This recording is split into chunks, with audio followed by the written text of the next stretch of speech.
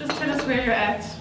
You know, kind of, most of you have a project that you're taking. Pitch us that one, or just tell us where you are as a filmmaker at the moment. Should we start with Moses? Morning everyone. My name is Moses Thal. I'm the cinematographer and director. The project I'm taking to Sheffield is a sort of cultural exploration on a Durban Kwaito subgenre called Gqom music. I don't know if you're familiar with it. Gqom, that's the one. So it basically explores the power of music, and like it's told through the eyes of the two pioneers of this genre and the scene of the music scene in Durban. It's DJ Tira and DJ Socks, and it's basically following their lives from the point where they were sort of getting into music, them forming the friendship that initially started the group called Durban's Finest, and how they worked the scene and the culture to sort of take it to a global audience, and also all the lives changed in that between by all the talent that they scouted in through Afrotainment, their record label, and yeah, that's basically it.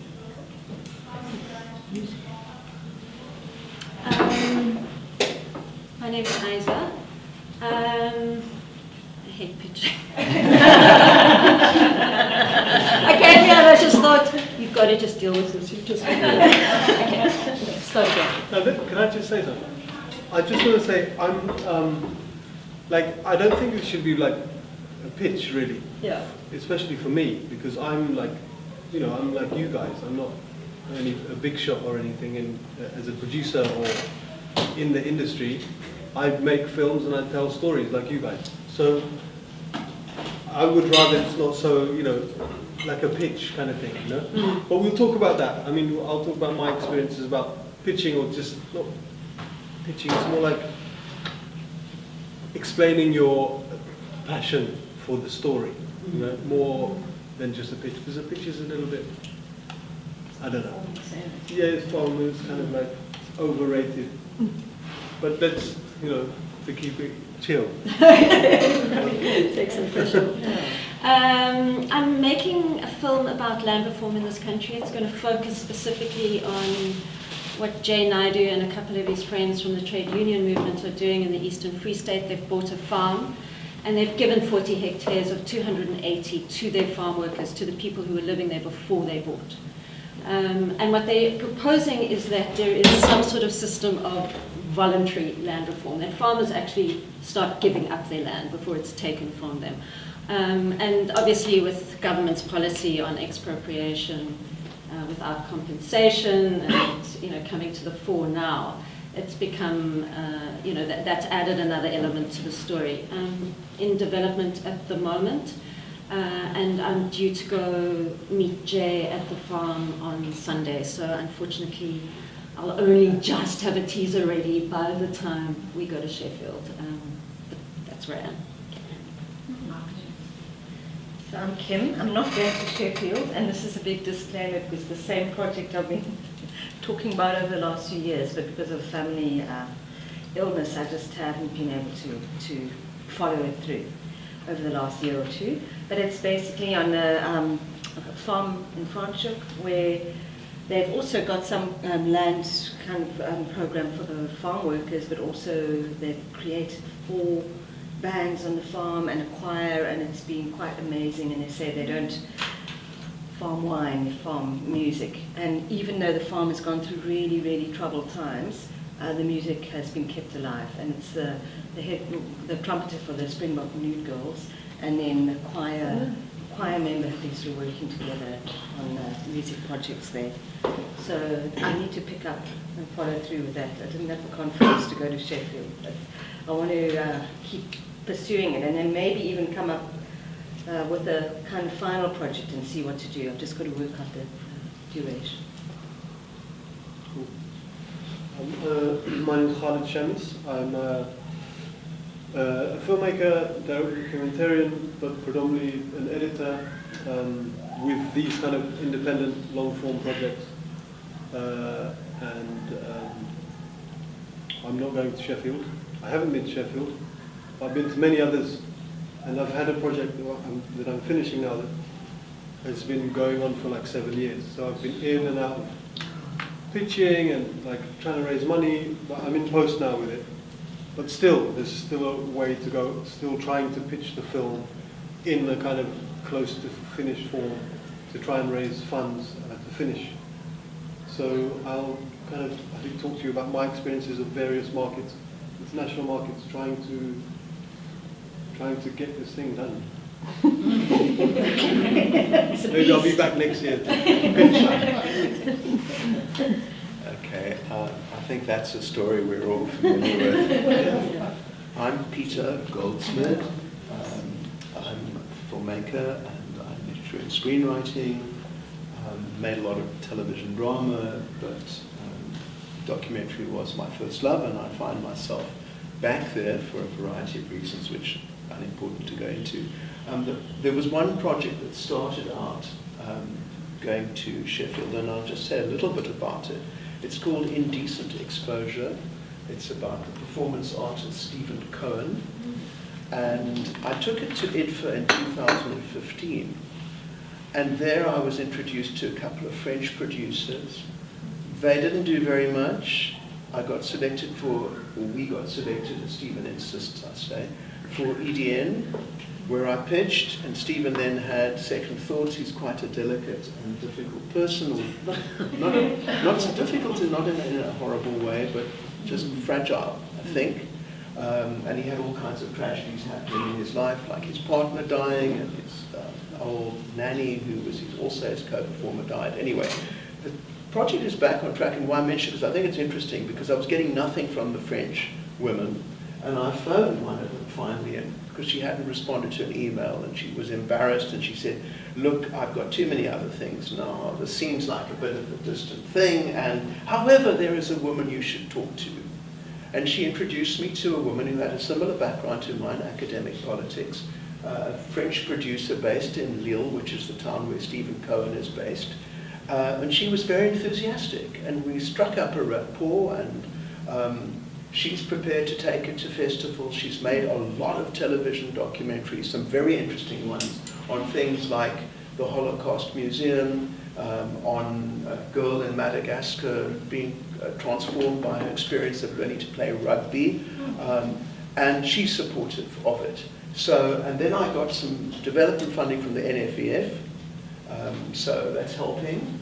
And then, just to round out what I'm taking is, I realized that I'm drawn to rebels, maybe because I haven't been such a fierce rebel myself, and a lot of the projects I've done, from a feature film called Road to Mecca, to projects on justice for SABC drama, to other things about people who buck the system. And so, without being very conscious of it, I now have become conscious of it, I've got a potential project with Anton Kannemeyer, who is a provocative cartoonist and artist, David Platso, and a story linked to the United States and an injustice there. And I've kind of put those on the plate, as it were, that I'm taking there. So it's very exploratory. I haven't got much funding. I've got some sizzlers. So it's, I would have liked, like you, I've got a poor sizzler on Stephen Cohen. I would have liked to have a much better one. I've shot some stuff, never had time to edit it yet, because the business of earning a living, I think, which all of us face, is the problem that you can't do these passion projects when you want, and it's always stolen time that you are using. So basically that's where I am, and very happy to be here and gain some information, knowledge. Thank you. I'm Sophie DeFay. I'm a director, writer, and I'm here just to listen. I'm not going to Sheffield, and I work mainly actually in the Middle East, and I'm working on projects in Yemen and Iran, which are in sort of development at this point. The few things I've done here have just sort of been passion projects, short films, one of them which I am hoping to develop into a feature, fiction, so sort of I'm between both worlds. I love documentaries, but also love fiction.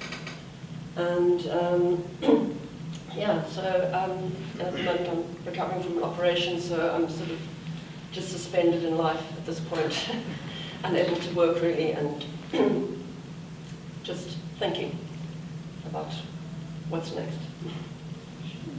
Over to you. Paul Nyberg. I make films, I write. I started out in this business and still am a cinematographer. I finished a film now which has taken 20 years called The Story of Littlefoot. It was purely because the excavation took 20 years. It's the most complete 8-woman fossil skeleton ever found in the history of the world. It's enormous compared to anything else that has been found. Anything that's been mentioned and talked about, this is the big one. Quite phenomenal. And I was there for 20 years, filming every single eureka moment. Started shooting in Super 16, then went to digital tape, then went to straight digital. So it's been quite a nightmare putting it all together and keeping a continuity. But it's worked. The film is now finished. I got given a gold award at the SASC in November. I think it was great. Congratulations. And that's now I'm trying to sell it. We've got one bite in the East so far. It's just going on to market now. That's what I'm going to Sheffield for, to get that into the world. It's a film that it has legs for lots of reasons. It's an enormously beautiful story about the endeavor of 4 human beings who just give 20 years of their lives to do something. And that's quite astounding. And it has massive historic value, massive cultural value. My decisions were always to serve that purpose so that it can go into the world as it should. And that's it. That's what I'm going to Sheffield for. With another project, which is early stages, but we myself and some other adventurous souls have found a wreck that has been missing for 250 years, and it's an enormously significant wreck. We're keeping it absolute secret because we live in a world of plagiarists and untrustworthy, self-serving, money-making humans.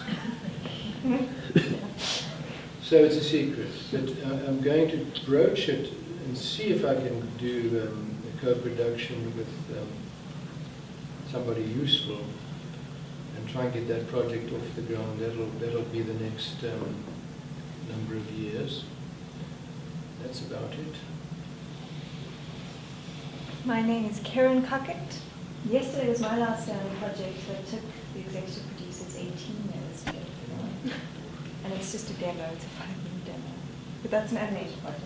So my 2 passions are animation and documentary. I've predominantly worked as an editor on documentaries, or in animation as an editor, or in development, in production. And this project that Pascal, my partner, is taking to Sheffield is our first documentary that we're directing together. So it's a first for us. It'll be the first for me figuring out how to raise funds. So it's very, very, if it's even possible. I don't know, I'm a little bit nervous from what I've heard so far. It's about people's relationship to money. It's about the link between money and happiness. And we're exploring 3 families from 3 different classes: working class, middle class, upper class. Obstock style. We're open about the format. We're either feature or possibly short films, we're not sure. So it's very early days. We're sort of Pascal's going to be going to Sheffield to find out what is possible and what's best. We're learning. Hello everyone, I'm Pascal. I'm the cinematographer and co-director on this, and I feel like I don't need to say anything more about my project. Thank you. I guess I'll be saying more Sheffield. I'm Rudolf Rieger. People call me just Rudy. It's a little bit of a problem sometimes, because when in a legal document, you get called by your nickname, there are problems. You might get stuck with a flight or whatever it is. So I have to explain it. When I'm living now my second life. My first life was a software developer, And I'm now for 15, 16 years in the film industry. Started from scratch as a location scout, and today I'm a producer. I'm working on a documentary. I started the documentary in 2009, and now hopefully in about a month or two, we are there at the final. And I'm looking actually at our editor. Khalid is doing the editing for the docu. How do you spell your name? Okay, the documentary is African indigenous survivors, Africa's indigenous survivors, but the main title is the Khoi Khoi saga. So we plotting the history from 1500 to today in the 13-part documentary. That's it so far. I'm Joelle Chesley. I've been making documentaries for 25 or something years. To Sheffield, I'm taking 2 projects. Well, one which is a finished one, and my passion project, which is called Mercury, and is about a person who happens to be my brother, who lived on Mercury Island, which is off the Namibian coast, alone mostly for about 8 years, and for about 15 years on those islands.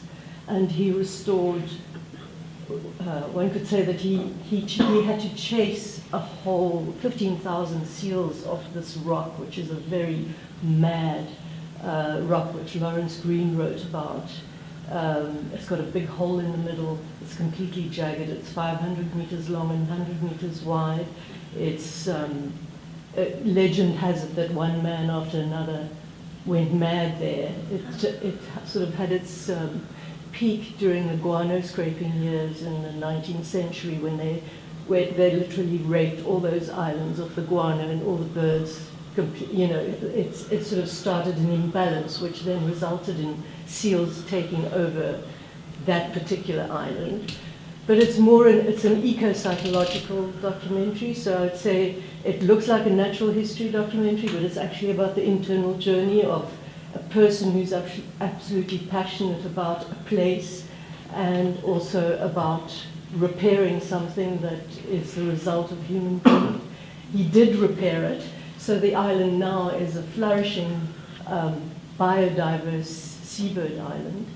But the real journey is his guilt, his passion, his what I call positive masculinity. That is, he's an adventurer, kind of a pirate hermit type of person who really lived in a world that isn't contemporary at all. I mean, he's still alive, but he's a bit of an alcoholic knob.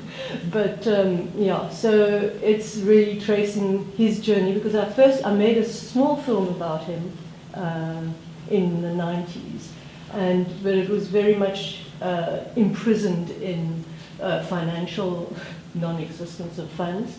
And he didn't open up, because he actually went mad as well, due to the guilt, due to the fact that he had to clobber these seals in order to eventually clear the island so that the birds could return.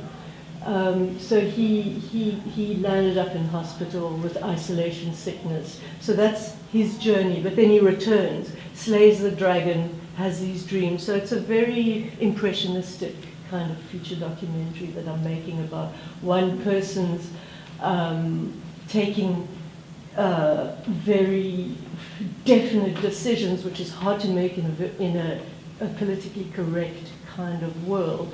So having to say, look, this is the situation. If I don't get rid of these animals, there will be no diversity.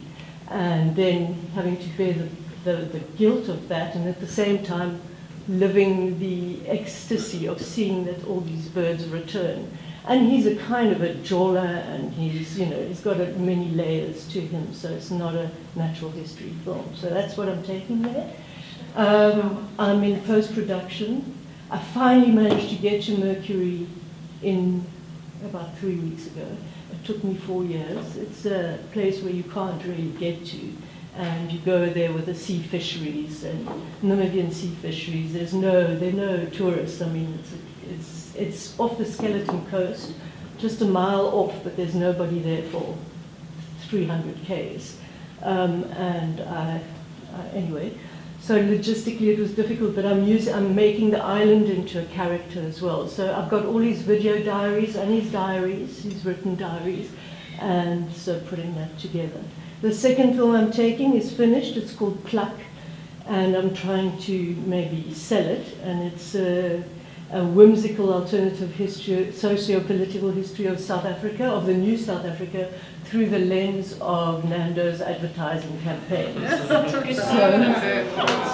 that is completed with Lloyd Ross, who edited and filmed it. So that's what I'm going to try and do. But I'm looking for funds for my passion project, as you can see. Hi, I'm in the room formally now as a person of documentary. I got invited in by your colleague here. So just for my sins, I still read Durban's Film Arts documentary selection with Don Edkins and Adrik from IDFA and Judy Kabinga from Kenya, and it's such a pleasure to read projects in development and then to fight for the ones. I always say I'm going to fight for the Western Cape-based ones, so, but you know, with all that, I think they do pick really good stories. I was disappointed there weren't enough this year to choose, so they only, I think, are inviting 8 or even 7. Just that quality wasn't there for what they're trying to offer, and you want to offer, I mean, Hot Docs comes, Sundance comes, IDFA comes, so you want to offer a selection of fresh projects that international producers and so forth can get in early on or come in and buy. So I love documentaries. I used to have the programmer section there, and and a lot of people on that team have gone on to do really great programming globally. So festivals are important. At Westgrow we support Encounters Film Festival, very small budget, we have very little budgets. And I think it's important to work the festival market well, but owning your own IP is so amazing. So well done, those of you who've managed to hang on to it, and it's really worth it because you can control so much more, and I believe you will have a long, long tail of return when you own your own stuff. So congratulations, everybody. I'm looking forward to hearing this, and I'll take all this advice into my next mentoring meeting, so you're helping feed and pass on. I'm Liesel. I'm the communication manager for the DFA, so that's why I've been bothering all of you for information for the newsletter, for social media. Thank you for those who've responded. I work as a producer. Production and documentary is my first love. I, however, dabble in many other genres, currently working in wildlife, and my area of specialization is slaying the DTI rebates dragon on a daily basis. I also do a bit of co-production administration, so I'm more on the paperwork side of things as far as producing goes. So looking forward to hearing more about your projects.